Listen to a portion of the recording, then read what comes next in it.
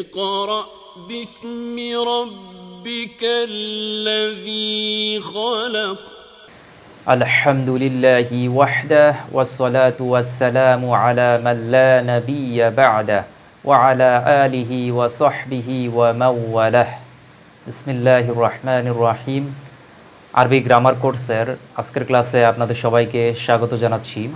আজকের ক্লাসে আমরা ফেলে মুদারির 14টি সিগা জানার চেষ্টা করব ইনশাআল্লাহ। ওয়া মা তাওফিকি ইল্লা বিল্লাহ আলাইহি তাওয়াক্কালতু ওয়া ইলাইহি উনীব।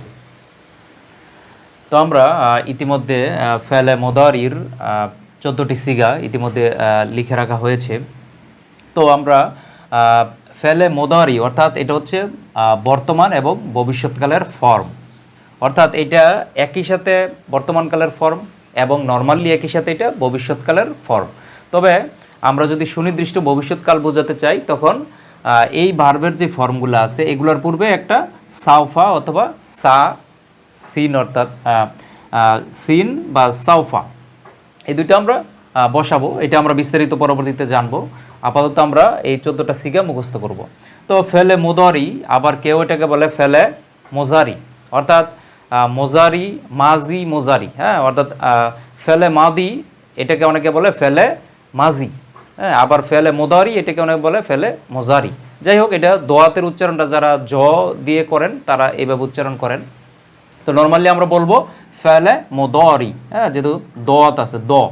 তো ফেলে মুদারি আমরা আপনারা আগের ক্লাসেই যেহেতু ফেলে মাদির অর্থাৎ অতীতকালের ফর্মেট 14টা সিগা আপনারা মুখস্থ করেছেন, সেই একই ফরম্যাটে একই রূপে একই জিন্স বা জেন্ডার, একই আদত বা নাম্বার, একই বচন বা একই পার্সন অনুযায়ী আমরা এই 14টা সিগা অর্থাৎ আগেরটার অনুরূপে আপনারা মুখস্থ করবেন।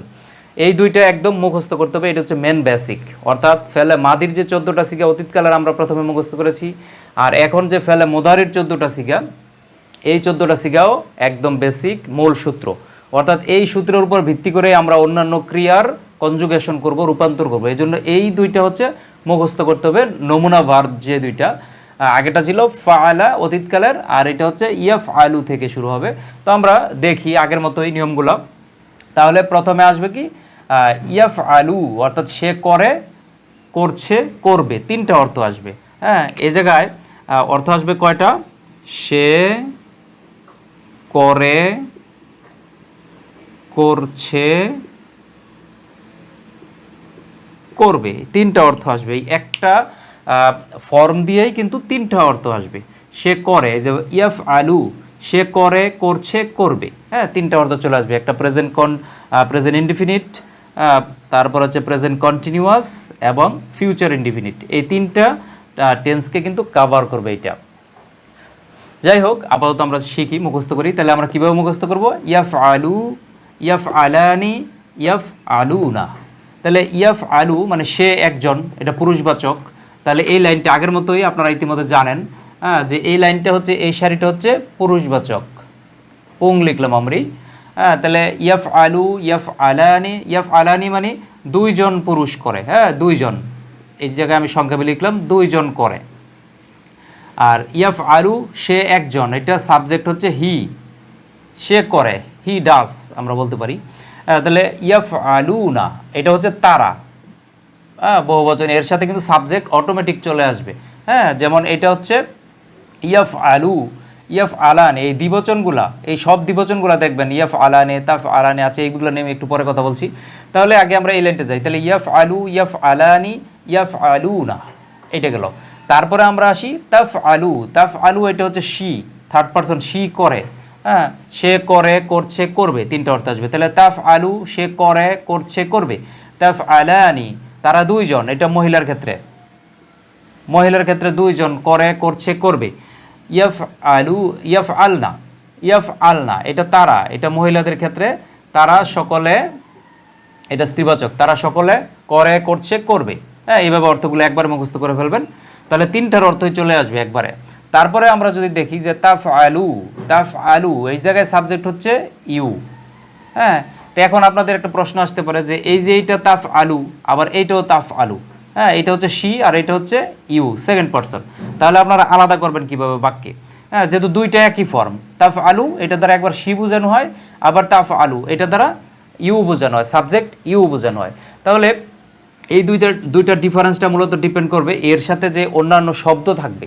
হ্যাঁ, অর্থাৎ এর সাথে যখন সাবজেক্ট থাকবে, হ্যাঁ, এটা তো তাফ আলু, এটা নর্মালি হিডেন আকার আছে, ইউ দমির, এটা সংযুক্ত সর্বনাম। কিন্তু যখন এই ভার্বটা প্রথম ব্যবহৃত হবে তখন তার সাথে একটা নাউন ব্যবহৃত হবে। সেই নাউনটা যদি স্ত্রীবাচক থাকে, হ্যাঁ, অর্থাৎ সেই সাবজেক্টটা যদি স্ত্রীবাচক থাকে তখন বুঝবেন যে এটা এই তাফ আলু শি বোঝানোর ক্ষেত্রে। আর সেই সাবজেক্টটা যদি সেকেন্ড পারসন থাকে তখন সেটা আপনারা বুঝবেন যে এটা হচ্ছে এই সেকেন্ড পারসনের ইউ।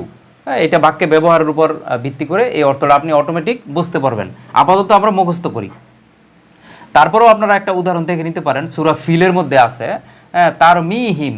হ্যাঁ, এটা আমি যখন প্রথম মুখস্থ করি, তখন যখন সূরার মধ্যে এটা শিখতে গেলাম তখন আমি বিষয়টা খেয়াল করলাম যে তার মি হিম, দেখবেন একটা শব্দ আছে তার মি হিম, অর্থাৎ তারা নিক্ষেপ করলো, পাখিরা নিক্ষেপ করলো, বি হিজারাতিম মিং সিজিল।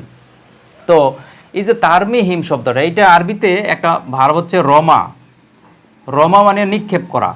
তাহলে এর বর্তমান ভবিষ্যৎ হচ্ছে ইয়ারমি। ইয়ারমি, ইয়ারমি। তাহলে ইয়ারমি এটা থেকে আসছে তারমি, তারমি।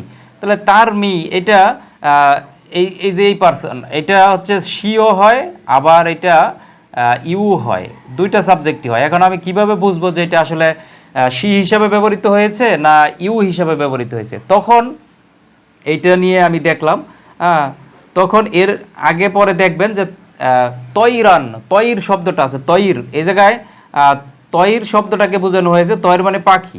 হ্যাঁ, তো এই পাখিটা স্ত্রীবাচক হিসাবে ব্যবহৃত হওয়ায় কিন্তু তার মিহিম স্ত্রীবাচক হয়েছে। এটা আপনাদের বোঝার জন্য আমি বললাম। এরকম আপনারা যেখানেই এই দুইটা ফর্মের একই যেহেতু রূপ, এই ফর্মটা পাওয়ার সময় আপনারা দেখবেন আগে পরে একটা সাবজেক্ট অবশ্যই থাকবে, যে সাবজেক্টটা ইন্ডিকেট করবে যে এটা পুরুষবাচক নাকি এটা সেকেন্ড পারসন, হ্যাঁ, যেটা কি থার্ড পারসন স্ত্রীবাচক নাকি এটা সেকেন্ড পারসন পুরুষবাচক, এটা ইন্ডিকেট করবে। এটা আপনারা পাবেন। তো যাই হোক, তারপর আমরা দেখি যে তাফ আলু, তাফ আলানি, তাফ আলুনা, এটা পুরুষবাচকের ক্ষেত্রে, পুরুষবাচক সেকেন্ড পারসন। তাহলে তাফ আলু, তাফ আলানি, তাফ আলুনা, তাফ আলিনা এটা স্ত্রীবাচক, এটাও ইউ কিন্তু এটা হচ্ছে স্ত্রীবাচক, তাফ আলিনা। আচ্ছা, এই তাটা ক্লিয়ার বোঝা যাচ্ছে না। আচ্ছা, তাহলে তাফ আলিনা, তাফ আলানি, তাফ আলনা, তাহলে এটা হচ্ছে স্ত্রীবাচক সেকেন্ড পারসনের রূপ গেল। তারপর হচ্ছে আফ আলু, আফ আলু এটা হচ্ছে সাবজেক্ট আই, আমি করি, নাফ আলু আমরা করি, এটা সাবজেক্ট হচ্ছে উই, এটার কোনো পুরুষবাচক নাই, অর্থাৎ মুযাক্কার মুয়ান্নাস নাই, এবং এটার সেকেন্ড পারসন হয় না। তো এখন এই যে আফ আলু, আফ আলু মানে কি? আমি করি, আমি করি, করছি, করব, তিনটা চলে আসবে। নাফ আলু আমরা করি, করছি, করব, তিনটা ফর্ম চলে আসবে। তো আবার আমরা একবার আগে দেখি, মুখস্থের রূপে আমরা দেখি, তারপর আবার আরেকটু আলোচনা করব। ইয়াফ আলু, ইয়াফ আলানে, ইয়াফ আলুনা, তাফ আলু, তাফ আলানে, ইয়াফ আলনা, তাফ আলু, তাফ আলানে, তাফ আলুনা, তাফ আলিনা, তাফ আলানে, তাফ আলনা, আফ আলু, নাফ আলু। তো এভাবে গেল, আমরা চারটা এইভাবে মুখস্থ করব। তবে অনেকের কাছে এই দ্বিবচনগুলা একটু জটিল হতে পারে, হ্যাঁ, যেহেতু দ্বিবচনগুলো একই রূপ, বিশেষ করে এই জায়গায় দুইটা রূপই ব্যবহৃত হচ্ছে। এই জায়গায় হচ্ছে আপনার তাফ আলানে, তাফ আলানে, তিনটাই চলে আসছে, তাফ আলানে। তাহলে ইয়াফ আলানে, তাফ আলানে, তাফ আলানে, তাফ আলানে, তাহলে এই তিনটা হচ্ছে এক, এই তিনটা একই, হ্যাঁ, তাফ আলানে, আর এটা হচ্ছে ইয়াফ আলানে। তো এখন আমি সহজ করার জন্য যেটা করি সেটা হচ্ছে আমি দ্বিবচনগুলো বাদ দিয়ে দেই, হ্যাঁ, আর বাকিগুলো আমরা মুখস্থ করি। দ্বিবচনটা আমরা বুঝতেই পারবো যে এক আলিফ টানের শেষে নুন জের নি যদি থাকে, হ্যাঁ, অর্থাৎ আনে, এইভাবে শব্দটা যদি থাকে তাহলে এটা সেকেন্ড পারসন। এই জন্য এটা আমি যেটা করি, আমি ব্যক্তিগতভাবে এটা আমি মুছে দেই, আমি শেখার সময়টা মুছে রাখি, বা এটা আমি আলাদা মুখস্থ করি না, এটা আমি শুধু তাফ আলানে এইভাবে দেখলে এই ফর্মটা যে আলিফের পরে নুন যদি থাকে তাহলে এটা দ্বিবচন, হ্যাঁ, এটা আমি এইভাবে মুখস্থ করি। আর বাকিগুলা আপনারা এইভাবে মুখস্থ করে নেবেন সংক্ষেপে। আপনাদের জন্য সংক্ষিপ্ত করে দিলাম, যাদের কাছে দ্বিবচনটা একটু জটিল মনে হয়, এটার ব্যবহার খুবই কম। হ্যাঁ, আমি কোরআন মাজিদের ব্যবহার খুবই কম দেখেছি, এই জন্য এটা খুব বেশি প্রভাব ফেলবে না।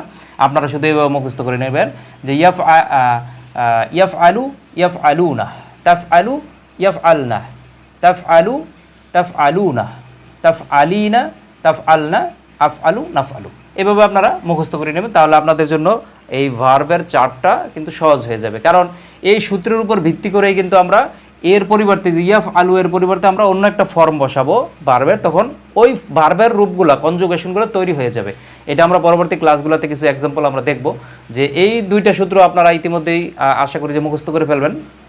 যে এই ফেলে মাউদি এবং ফেলে মোদারির যে 14টা করে সিগা আছে, এই 14টা সিগা আপনারা দ্বারা যখন মুখস্থ করে ফেলবেন, তারপরে আমরা মানে পরবর্তী ক্লাস থেকে আমরা যেমন নাসরা, তারপরে হচ্ছে দাখালা, খলাকা, যেই ক্রিয়াগুলো অনেকবার কোরআন মাজিদে ব্যবহৃত হয়েছে, সেই ক্রিয়াগুলোর আমরা কনজুগেশন দেখব। অর্থাৎ 14টা অতীতকালের ফর্ম, 14টা বর্তমান ভবিষ্যৎকালের ফর্ম আমরা শিখব।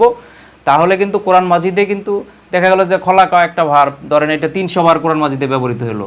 এই 300 বার তো শুধু খলাকা হিসাবে এটা ব্যবহৃত হয় নাই, খলাকার যে বিভিন্ন রূপ আছে, খলাকা, খলাক, খলাকু, খলাক্তা, খলাক্তুমা, খলাক্তুম, খলাক্তি, খলাক্তুমা, খলাক্তুন্না, খলাক্তু, খলাকনা, এই যে 14টা ফর্ম, এই 14টা ফর্ম ধরেন ব্যবহৃত হয়েছে। তারপরে ইয়াখলুকু, ইয়াখলুকা, লুকানে, ইয়াখলুকুনা, এভাবে এই যে 14টা বর্তমান ভবিষ্যৎকালের ফর্ম, তো এই ফর্মগুলো সহ সব মিলে কিন্তু 300 বার ব্যবহৃত হয়েছে।